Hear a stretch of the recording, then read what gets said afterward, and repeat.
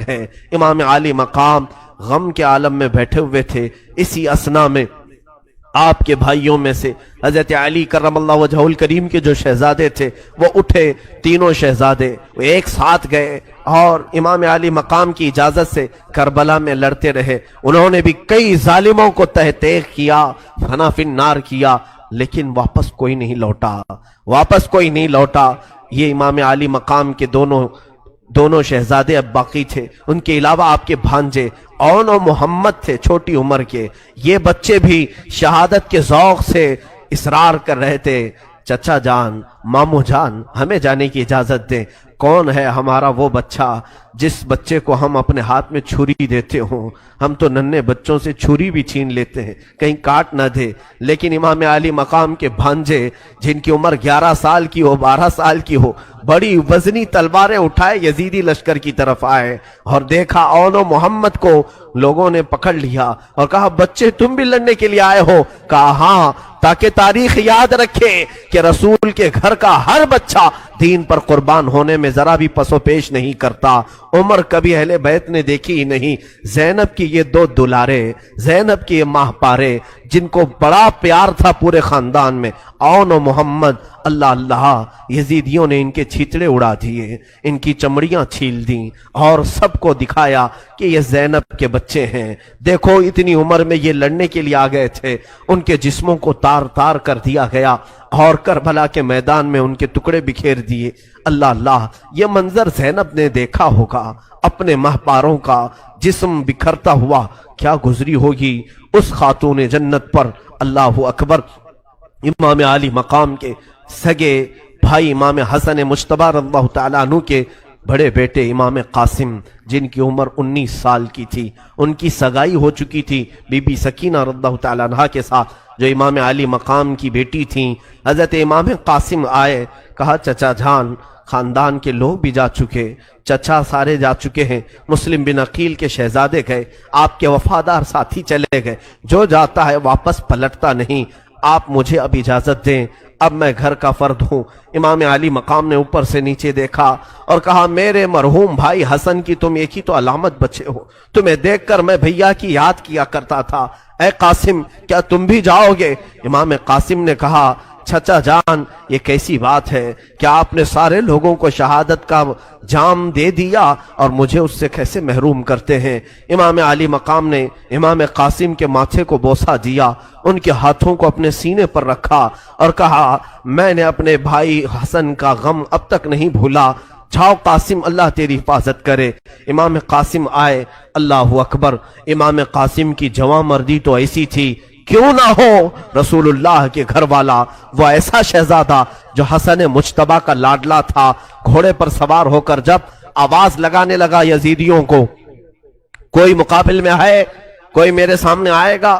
عمرو بن سعد نے ایک مشہور و معروف پہلوان، ازرق نام کا پہلوان، اس سے کہا کہ جاؤ اس قاسم سے لڑو۔ اس نے کہا ہاں، اس بچے سے مجھ جیسا پہلوان لڑے گا؟ کہا کہ میں پہلے اپنے 4 بیٹے ہیں، ان میں سے کسی کو بھیجوں گا، وہ خود ہی کام تمام کر کے آ جائیں۔ اس پہلوان کے بڑے 4 بیٹے ہٹے کٹے لہیم و شہیم تھے، اس میں سے ایک بیٹے کو بھیجا امام قاسم کے سامنے۔ امام قاسم، اللہ اکبر، وہ کربلا کا دولہا جس کی قوت دیکھیں آپ، 3 دن کی بھوک اور پیاس کے بعد تلوار ایسے چلاتا تھا جیسے ہواؤں میں بجلیاں کڑکتی ہوں، بجلیوں کی سی چمک پیدا ہوتی تھی۔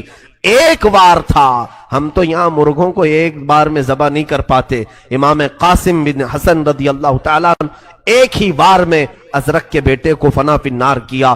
دوسرا بیٹا آیا، اس کو بیچ میں سے کاٹ دیا، تیسرا آیا، اس پر تلوار چلائی، چوتھا آیا، اس پر تلوار چلائی، 4 بیٹوں کو چند ہی منٹوں میں آپ نے صفایا کر دیا۔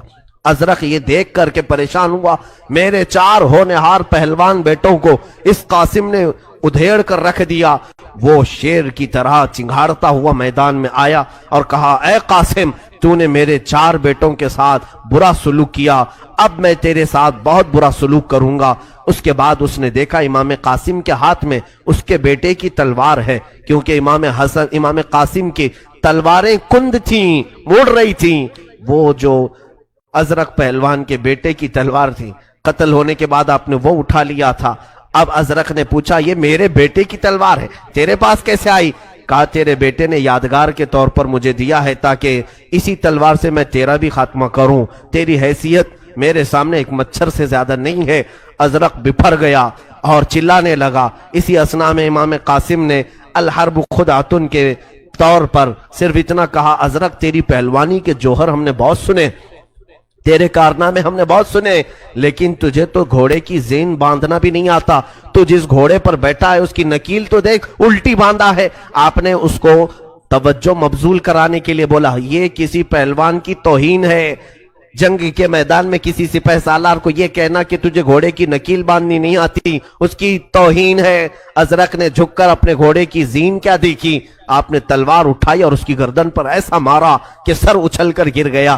عمرو بن سعد کو بڑا غصہ آیا کہ اس نے ہمارے پہلوانوں کا خاتمہ کرنے کی ٹھان لی ہے۔ اس کے بعد حکم دیا اے لوگوں تمہیں معلوم نہیں یہ علی کا شیر ہے، یہ فاطمہ کا گھر کا دلارا ہے، اس کے ساتھ اکیلے نہ جاؤ۔